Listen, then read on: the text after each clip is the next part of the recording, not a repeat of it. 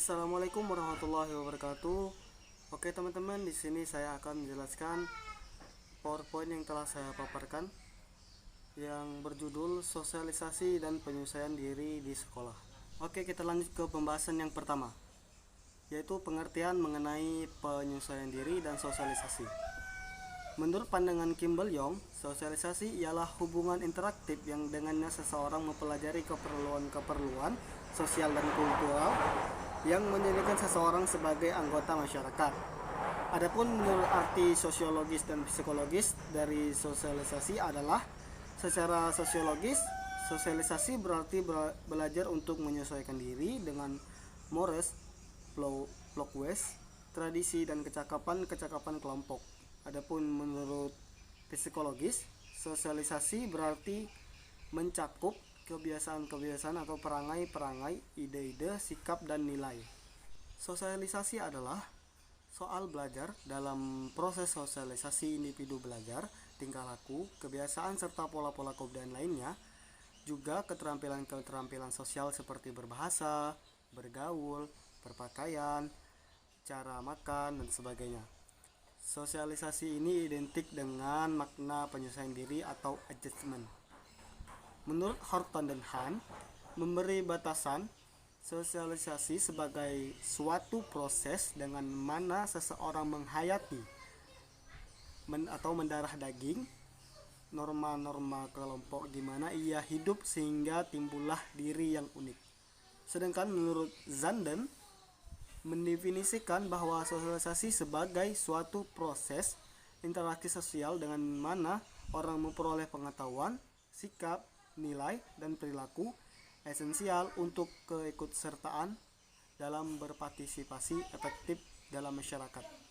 Oke teman-teman, dari dua definisi tersebut kita bisa simpulkan bahwa terdapat dua hal penting dalam suatu proses sosialisasi, yaitu satu tentang proses, yaitu suatu transmisi pengetahuan, sikap, nilai, norma, dan perilaku esensial. Yang kedua, tentang tujuan, yaitu sesuatu yang diperlukan agar mampu berpartisipasi efektif dalam masyarakat. Kemudian selanjutnya pengertian tentang penyesuaian diri.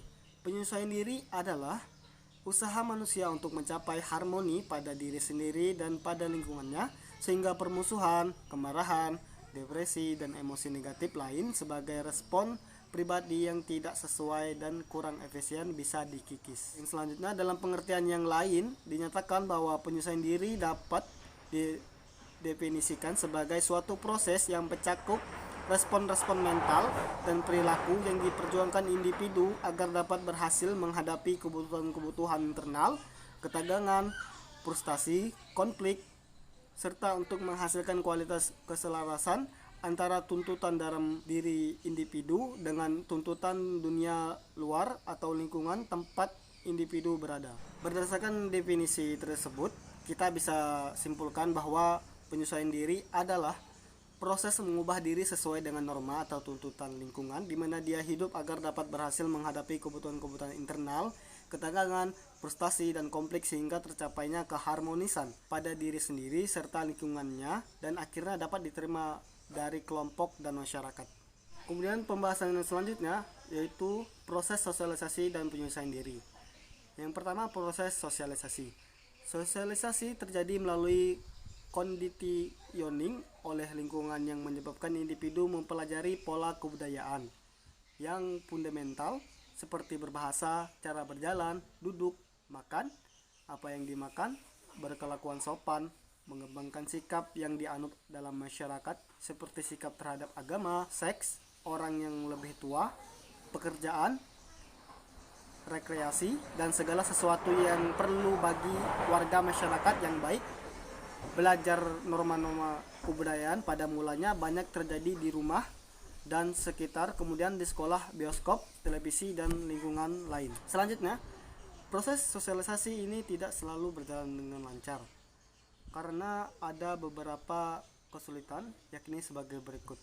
Yang pertama, ada kesulitan di bagian komunikasi, yaitu bila anak tidak mengerti apa yang diharapkan daripadanya atau tak tahu apa yang diinginkan oleh masyarakat atau tuntutan kebudayaan tentang kelakuannya. Yang kedua, adanya pola kelakuan yang berbeda-beda atau yang bertentangan. Masyarakat modern terpecah-pecah dalam berbagai sektor atau kelompok yang masing-masing menuntut pola kelakuan yang berbeda. Orang tua mengharapkan anak jujur, jangan merokok, akan tetapi kode siswa mengharuskan turut dalam soal contek-mencontek, merokok, dan sebagainya.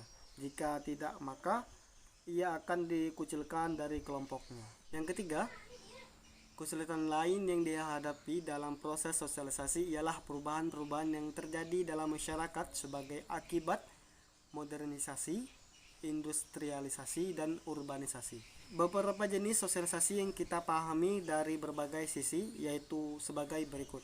Yang pertama, sosialisasi berdasarkan kebutuhan, yakni berdasarkan kebutuhan, sosialisasi diklasifikasi atas sosialisasi primer dan sekunder.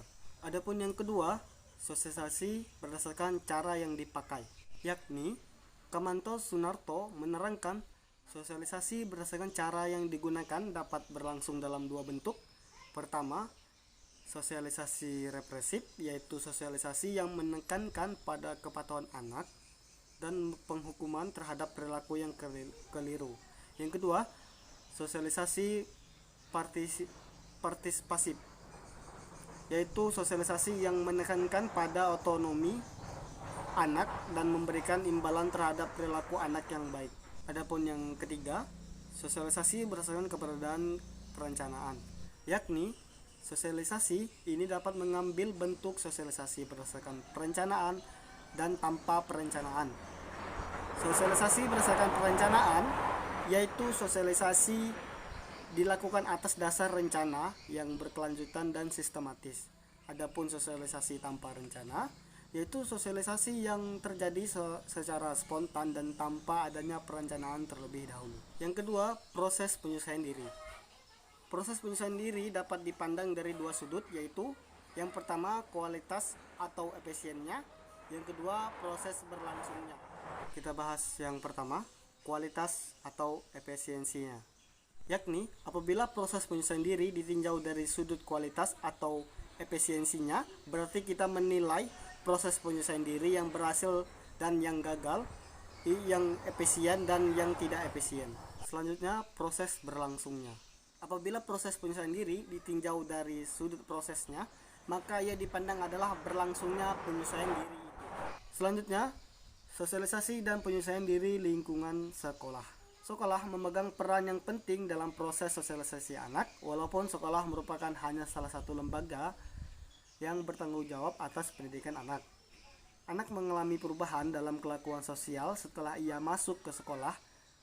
Ketika di rumah, ia hanya bergaul dengan orang yang terbatas jumlahnya, sedangkan ketika dia di sekolah, anak tersebut mengalami suasana yang berlainan.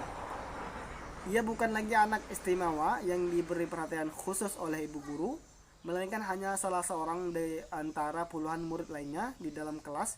Guru tidak mungkin memberikan perhatian banyak kepadanya karena harus mengutamakan kepentingan kelas sebagai keseluruhan. Untuk itu, anak harus mengikuti peraturan yang bersifat keseluruhan atau formal yang tidak dialami anak di rumah, yang dengan sendirinya membatasi kebebasannya.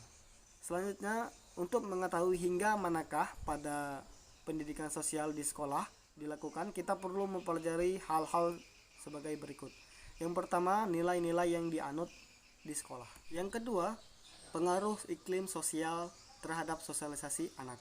Adapun yang terakhir, persaingan dan kerjasama. Sekolah mensosialisasikan nilai-nilai yang hidup dalam masyarakat sehingga ia dipandang sebagai tempat yang menjadi transisi dari kehidupan keluarga ke dalam kehidupan masyarakat. Oke teman-teman, sampai di sini saja yang bisa saya jelaskan. Mohon maaf jika ada salah kata atau kekurangan karena saya masih dalam proses belajar. Sekian, wassalamualaikum warahmatullahi wabarakatuh. Jangan lupa subscribe dan like.